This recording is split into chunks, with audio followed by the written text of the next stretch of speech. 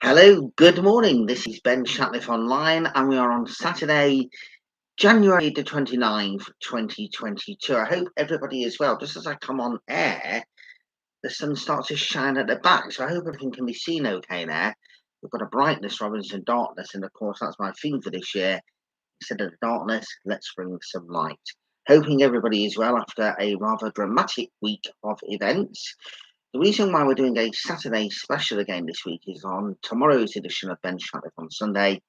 I'll be telling you about my experience when I visited the former Nazi concentration camp of Theresienstadt in the Czech Republic. So I wanted to concentrate on my opinions of this week's news stories today, and then next week we'll go back to normal with the normal Ben Shatliff on Sunday. Well, hope you can see this picture which I found on a friend's Facebook page last night. 50 Shades of Sue Gray. Now, of course, there's all kinds of different mimics and all kinds of different things going on in response to what has been going on in Downing Street over the last 2 years. It's okay to have a bit of satire, a bit of spin and all that kind of stuff. But while all this is going on, there are people out there who are struggling financially, people facing hardship, and a whole variety of other things, which is not good, considering we are one that's supposed to be one of the richest countries in the world. The big story this week is still in regards to the Prime Minister Boris Johnson and all the various different other things which have been going on in regards to Downing Street parties and all kinds of other stuff as well.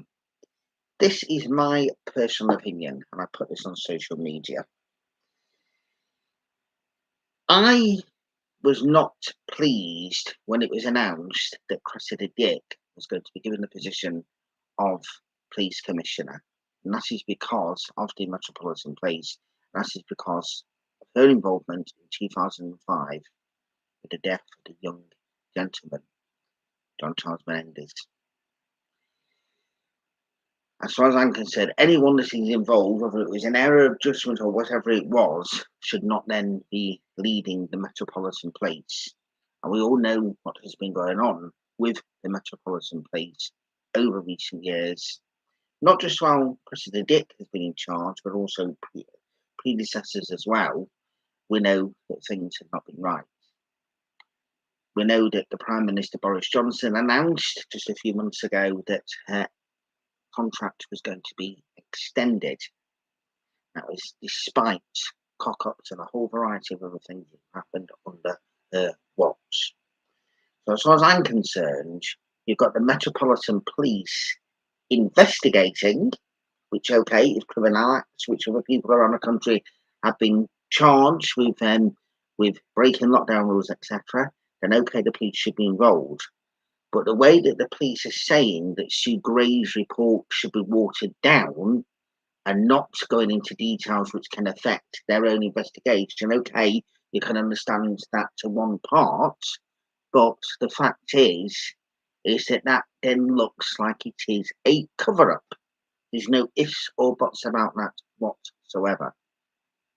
Now, what we need to do, this investigation by Sue Gray needs to be published in full so we know exactly what her findings are.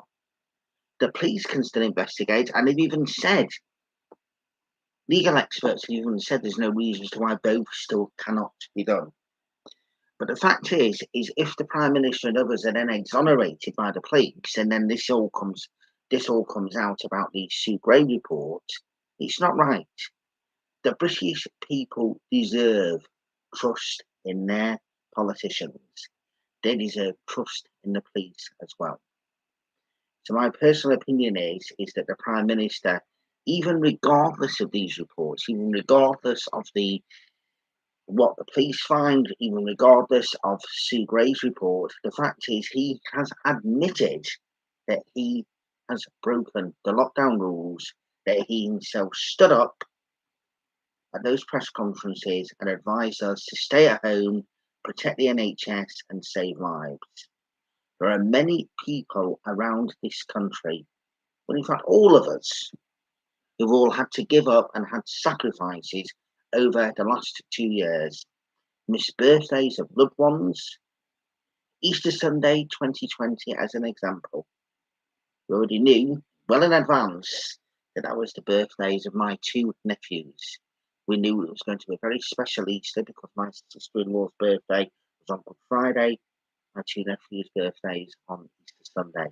That was already planned in advance that we'd be able to have a nice special celebration, also celebrating the resurrection of our Lord Jesus Christ. A nice happy Easter. But then COVID came along, lockdown came along, and Easter Sunday, well, you can say it was a remarkable day in one sense because that was the first time I ever used Zoom, and I've not stopped since. But still being able to speak to somebody, but actually meeting somebody and being able to give them a hug face to face in the proper way, a Zoom or FaceTime is no compensation whatsoever. So then you hear that Boris attended a birthday party. He may not have known about the party, but it was still done. He still accepted the cake. He had his cake and ate it. So no, it is all wrong. So I will give people the benefits of the doubt in certain circumstances.